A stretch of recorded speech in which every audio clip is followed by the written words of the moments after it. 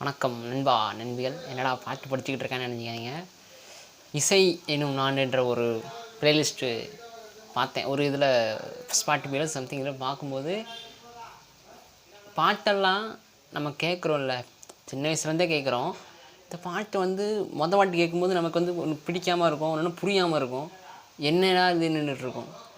ஆனால் கொஞ்சம் இப்போ ஒரு 20 வயசுக்கு மேலே உள்ளவங்க, 30 வயசுக்கு மேலே 40 வயசுக்கு மேலே உள்ளவங்களாம் இந்த பழைய பாட்டுன்னு இருக்குல்ல, இப்போ எடுத்து அதிகமாக வைக்கிறது, ஸ்டேட்டஸ் வைக்கிறதுமே கேட்குறதுமே அதிகமாக இருக்கிறது பழைய சாங்காக தான் இருக்குது. இப்போ ஒரு சாங் அது வருது, அது ஒரு கேட்டகரின்னு விட்டுருங்களேன். பழைய சாங் அதிகமாக ஆரம்பிச்சிட்டாங்க. எனக்கு இதை பற்றி உரையாடல் பண்ணணும்னு ஒரு வீடியோ.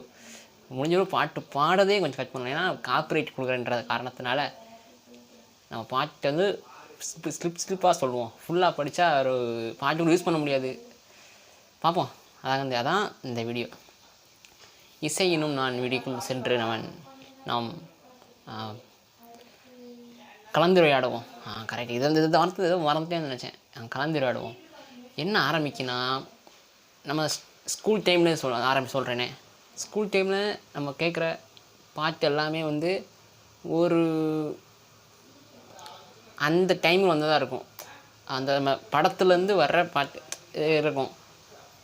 இப்போ ஆல்பம் சாங்னு ஒரு சில அந்த லாக்டவுன் டைமில் ஹிட் ஆச்சு. Album song, love song, love failure song, பிள்ளைங்க சாங்குன்ட்டு ஒரு இது நம்ம ஊரில் ரிலீஸ் ஆச்சு. அது கொஞ்ச நாளைக்கு ட்ரெண்டாக இருந்தது. அதுக்கப்புறம் அது இப்போ இல்லையா.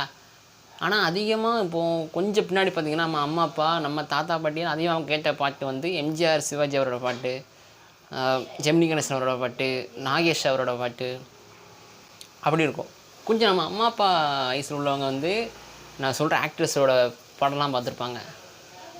ரஜினி அவரோட படம், கமல் அவரோட படம், விஜயகாந்த் அவரோட படம், சத்யராஜ் அவரோட படம், பிரபு அவரோட படம், மோகன் அவரோட படம், கார்த்திக் அவரோட படம், பிரபு அவரோட படம், சத்குமார் அவரோட படம், நிறைய ஆக்டர் அந்த டைமில் அது கிராமத்து படங்களும் நடிப்பாங்கள்ல. கிராமத்து படம்னு சொல்லிட்டு ஒரு கேட்டகரி, வில்லேஜ் சம்மந்தப்பட்ட ரிவெஞ்ச் ஸ்டோரி ஒன்று இருக்கும். அங்கே வர பாட்டு போடுறது முக்கால்வாசி இளையராஜா அவர் தான் மியூசிக் பண்ணியிருந்தார் அப்படின்னு நினச்சிட்ருப்போம். அவர் தான் பண்ணியிருக்காரு. ஆனால் ஈக்குவலாக அந்த டைம் பண்ணியிருந்தவங்க தேவா இருந்தார், ஏஆர் ரஹ்மானா அதுக்கப்புறம் ஏஆர் ரஹ்மானா அதுக்கப்புறம் வராரு. இப்படி அந்த டைம் அவங்க போட்ட சாங்ஸ்லாம் நிறைய இதாகவே இருக்குது.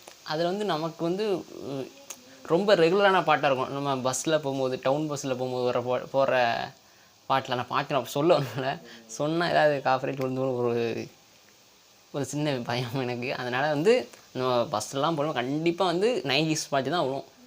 அது ப்ளேலிஸ்ட்டுன்னு எனக்கு தெரிஞ்சு அவர் டிரைவர் அதுக்குன்னு ஒரு இப்போ மெமரி ப்ளூடூத்லாம் இருக்குது, பிஎஸ்பி ப்ளூடூத்லாம் இருக்குது. அப்போ இது தானே என்னது போச்சா டிவிடி சிடி அதை வச்சு தான் போடுவாங்க. எனக்கு மதியம் டைமில் டவுன் பஸ்ஸில் போகிறது, ஜெனரல் சீட்டோ சம்திங் எந்த சீட்னாலும் ஓகே, உட்காந்துட்டு இப்போ தான் ஹெட்ஃபோன் போட்டுக்கிட்டு ப்ளூடூத் ஹெட்ஃபோன் போட்டுக்கிட்டு கேட்குறது. அப்போலாம் என்ன சொல்லலை, நான் அந்த கேட்கவே கிடையாது. நம்ம அப்பா வயசில் அப்பா அம்மா அவங்க வயசில் உள்ளவங்க, அதாவது 2Kக்கு 2010க்கு முன்னாடி வரைக்கும் சொல்கிறேனே, அதுக்கு முன்னாடி இருந்திருக்கு. அது வரைக்கும் பஸ் ட்ராவல் ரொம்ப நல்லாயிருக்கும். அதுவும் டவுன் பஸ் உள்ளது, கவர்மெண்ட் பஸ்லேயும் போடுவாங்க. டவுன் பஸ் அதிகமாக அந்த பஸ்ஸை பார்த்தாலே தெரியும். அது அலங்காரம் பண்ணிக்கிறதுலேருந்து, உள்ளே இருக்கிற சீட்லேருந்து, ஸ்பீக்கர்லேருந்து, லைட்டிங்லேருந்து நல்லாயிருக்கும். அந்த பாட்டு ஒவ்வொரு பாட்டும் என்ன சொல்ல, ஒரு ரிப்பீட் வேலையாக இருக்கும். அந்த பாட்டெலாம் நல்லா இருக்கு, அதுக்குள்ளே ஸ்டாப் வந்துருச்சு அப்படின்ற மாதிரிலாம் இருந்திருக்கு. எப்பா இப்போ கூட நான் என்ன சொல்கிறேன்னா, இப்போ கூட நான் அதிகமாக என்னோடய ஸ்பாட்டிஃபைல நான் அதிகமாக இருக்கிறது பழைய பாட்டாக தான் இருக்கும். முக்கால் பாட்டு ராஜா பாட்டு. அந்த பாட்டை தனியாக ஹெட்ஃபோனில் போட்டுட்டு உட்காந்துக்கிட்டு இருக்கும்போதோ படுத்துக்கிட்டு இருக்கும்போதோ கேட்கும்போது ஏதோ நம்ம ஹெவனில் இருக்கிற மாதிரி எனக்கு ஃபீல் ஆகும். ப்ளெஸ்ஸிங் இந்த பாட்டெலாம் நம்ம கேட்கும்போது எவ்வளோ ஒரு கோல்டனான ஒரு மெமரிஸ்லாம் இருந்திருக்கும்.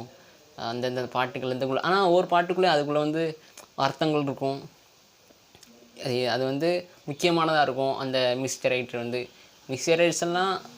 மியூசிக் டைரக்டர்ஸ்லாம் வந்து ரொம்ப மதிக்கிறாங்க. நம்ம சினிமா வந்து ரொம்ப மதித்து அவங்களுக்குன்னு இடம் ஃபேஸ் கொடுத்து பண்ணுறோம். இப்போ எப்படின்னு தெரில, அப்போ சொல்கிறேன் நான். பயங்கரமாக இருக்கும் ராஜா அவரோட பாட்டெல்லாம். சும்மாவா சொன்னாங்க இளையராஜான்னுட்டு நிறைய பாட்டுங்க. அதில் முக்கியமான ஒரு பாட்டு நான் சொல்கிறேன். சின்ன தம்பி படம் நினைக்கிறேன், பிரபு ஒரு ஹீரோ நடிச்சுப்பார். நான் அதிகமாக பழைய படம் தான் பார்க்குறது உண்டு இப்போ கூட. ஏன்னா எங்கள் வீட்டில் அதான் ஓடும் இல்லையா. அதில் ஒரு பாட்டு வரும், அது தூரிலே ஆட வந்த ஆனத்தின் விண்வீலக்கே போதும், இதுக்கு மேலே பண்ணால் காப்பிட்டு வந்துடும் இந்த பாட்டு. அது நான் இப்போ வரைக்குமே இன்றைக்கி காலையில் கூட வரைக்குமே கேட்டுக்கிட்டே இருப்பேன். நான் ஃபோனில் இது பண்ணி வச்சுருவேன், டவுன்லோடே பண்ணி வச்சுருவேன் அந்த பாட்டு. அப்போ நிறைய படம் கார்த்திக் அவரோட தேவாக்கு படுத்துறது, கிழக்கு வாசல் படுத்துறது, நிறைய பாட்டுலாம் ரிப்பீட் விளைவாக இருக்கும். இப்போ வர பாட்டுலாம் ஒன்ஸ் கேட்டு அது ட்ரெண்ட் ஆகி ரீல்ஸுக்கு பண்ணி அவ்வளோதான். ஏதோ பாட்டு கம்போஸ் பண்ணுறதே ரீல்ஸுக்கு பண்ணுற மாதிரி எனக்கு இப்போ தெரியுது. ஆனால் மியூசிக்ன்றது ஒரு நீங்கள் காதால் கேட்டு நீங்கள் அதை அனுபவிக்கிறதுக்கான ஒரு மேஜிக் மாதிரி தான் நான் பார்க்குறேன். ஒரு சில வாய்ஸ் நமக்கு அப்படியே இருக்கும், பிடிக்கும். எப்படின்னா அப்படியே இருக்காது நமக்கு இல்லை, அந்த பாடியிருப்பாங்களா அவங்களோட வாய்ஸ் வந்து அப்படியே இருக்கும். உதாரணத்துக்கு மலேசியா வாசுதேவன் அவரோடது, எஸ்பிபி அவரோட வயசு, மனோ அவங்களோட வயசு, நிறைய பேர் இருக்காங்க. ஐயோ டக்குன்னு பேர் நகர மாட்டேங்க எனக்கு, சம்திங் டக்குன்னு நிறைய பேர் இருக்கிறாங்க, 3 பேர் நகருது, நிறைய பேர் இருக்கிறாங்க. அவங்களோட வாய்ஸ்லாம் வந்து நமக்கு அப்படியே பதிஞ்சு அடுத்த இன்னொரு பாட்டு இருக்கும்போது இவங்க இந்த பாட்டை பாடியிருப்பாங்கன்னு நமக்கு கெஸ் பண்ணி சொல்லியிருப்போம். அதான் கரெக்டாக இருந்திருக்கும். ஏன்னா அந்த சத்தம் அந்த வாய்ஸ் வந்து நமக்கு பழக்கப்பட்டுருச்சு. ஆனால் எங்கே பார்த்தாலும் அதை வந்து கண்டுபிடிச்சிடலாம். ஏஆர் ரஹ்மான் அவரோட இது அதுக்கப்புறம் பார்த்திங்கன்னா 2000க்கு அப்புறம் அது வந்து ஏஆர் ரஹ்மான், ஏர் ஷேராஜ், யுவன், அப்புறம் நிறைய டக்கு நேரம் வேண்டிக்க இப்போ இருக்கிறாங்க. அனிருத் அவர், அப்புறம் நிறைய பேர் இப்போ அப்கமிங்கில் ட்ரெண்ட் பண்ணியிருக்காங்களா. இந்த ஜென்ரேஷனுக்கு ஏற்ற மியூசிக் கம்போஸ் பண்ணுறதுக்கு ஆட்கள் இருக்காங்க. அப்போ வந்து எல்லா பாட்டுமே அவங்கள்ட்ட கிடைக்கும். ஒரு மெலடியோ, ஒரு ஃபோக்கோ, ஒரு எனக்கு இந்த மாதிரி தான் சாங் ஒன்றுன்றதுலாம் வில்லேஜ் படத்தில் பார்த்திங்கன்னா கரெக்டாக சாங் வந்து ஃபிட்டாக அதுக்காகவே செஞ்சு வச்ச மாதிரி இருக்கும். நம்ம சாங் கேட்கும்போது, ஒரு படம் பார்க்கும்போது வந்து நம்மளை மறந்து பார்க்குறோம்ல, அது வந்து எவ்வளோ பெரிய ஒரு விஷயம் இல்லை. ஆனால் என்றைக்குமே இந்த சாங்லாம் அப்படி தான் இருக்கும். நம்ம எப்போ வேணாலும் அந்த ஒரு அது வந்து ஒரு பொக்கிஷம் மாதிரி. படங்கள் நம்ம பல விஷயங்கள் நல்ல நல்ல மெமரிஸோடு இருக்கிறதெல்லாம் பொக்கிஷம் மாதிரி. அது இன்னும் அழியாமல் அங்கங்கே இருக்குது. நம்ம அப்பப்போ அதை போய் பார்த்துட்டு கேட்டுட்டு இருக்கிறோம். அது வந்து நம்ம வந்து நமக்குள்ளே இருக்குது, அது இல்லாமல் இல்லை. ஏன்னா அதை கேட்டு தான் வளர்ந்துருக்கோம் நம்ம. கண்டிப்பாக யாராவது தமிழ்நாட்டில் முக்கால்வாசி அப்படி தான் இருந்திருப்பாங்க. இதாங்க அந்த வீடியோவில் நான் வந்து மியூசிக் எனும் இசை இப்படின்னாலும் சொல்லலாம், இசை எனும் நான்ன்ற வீடியோ வந்து இது வந்து ஒரு எமோஷனலான ஒரு விஷயம் உண்மையுமே.